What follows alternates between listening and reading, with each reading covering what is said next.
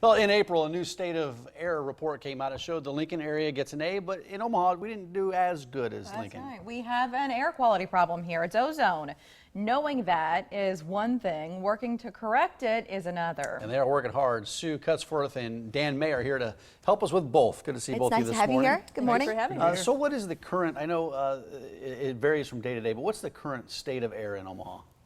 Well, the Omaha-Council Bluffs metropolitan area has an issue with ozone. And when we think of ozone, we typically think of the ozone that's up higher that protects us from the sun's ultraviolet rays. But this is ground level ozone.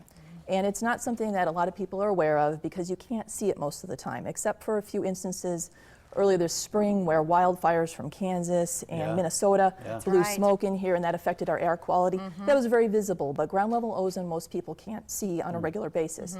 So we have times during the year where the ground level ozone concentrations go to a level that either is right at or exceeds the federal air quality standard.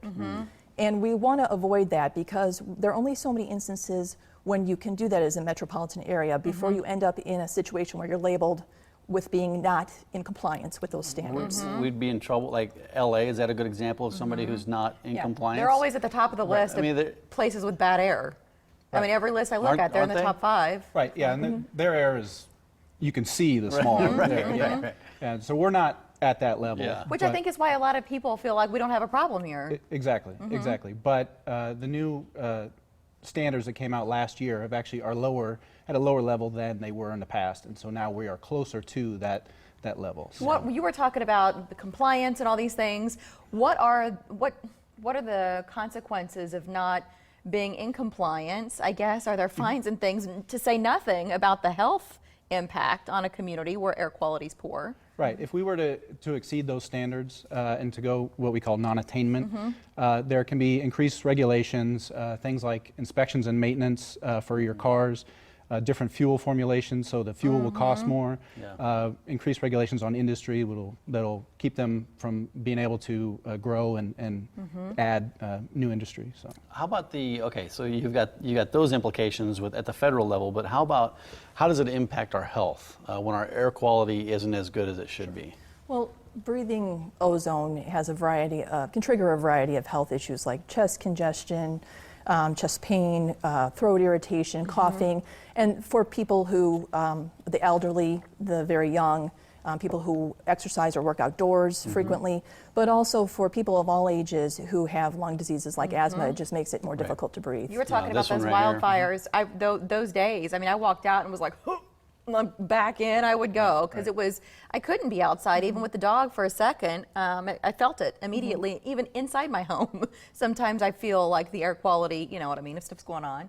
So what can we do to control it? All this, and you said, well, we got to stay on top of it. You got to make sure. So what can we do as Omahans to control ozone levels? Sure, we have the Little Steps Big Impact ozone awareness and education campaign, and we focus on those small actions that we can all take in our everyday lives, like drive smarter. So carpool, combine your trips into all your different errands into one trip.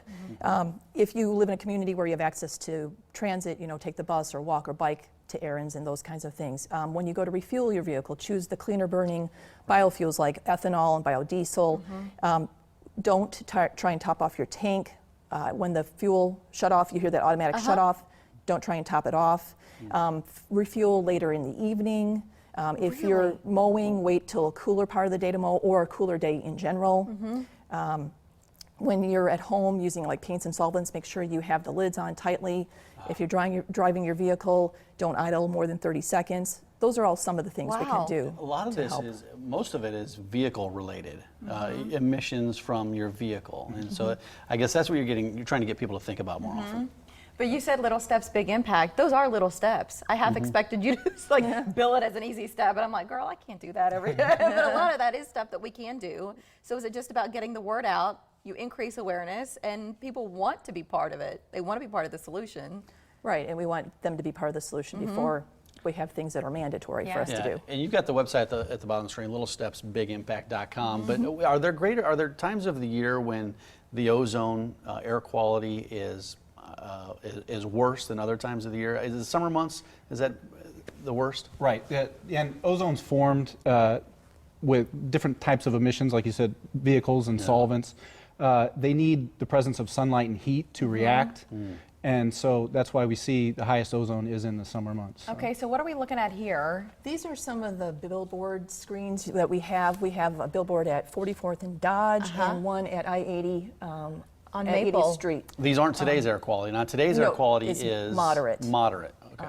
But these are the different examples that people Yep. would see depending on what the range of ozone is for that particular forecast. Yeah. And we're looking at the bottom there, online, on Twitter, on Facebook.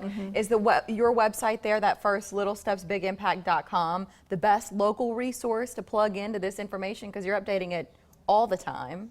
Right, that would be the best local source. And then if people wanted more information about air quality, in addition to that, they could also go to like airnow.gov, where that shows like a national level. The national. And then I was looking at that air quality hazardous. Have we been hazardous in Omaha before?